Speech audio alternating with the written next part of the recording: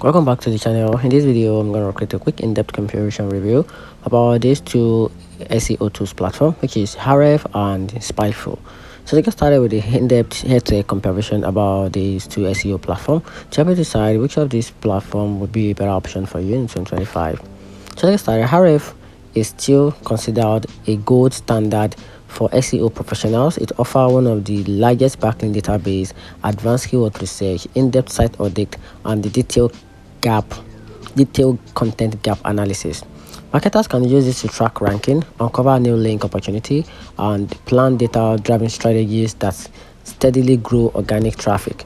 Its interface and report are published, making it a top pick for agencies and businesses that want a powerful all-in-one SEO platform.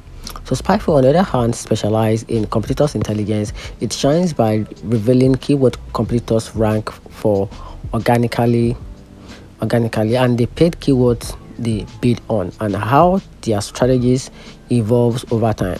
SpyFu is a great choice if you focus on spying on rivals, uncovering hidden keyword opportunity, and shaping PPC campaign alongside SEO.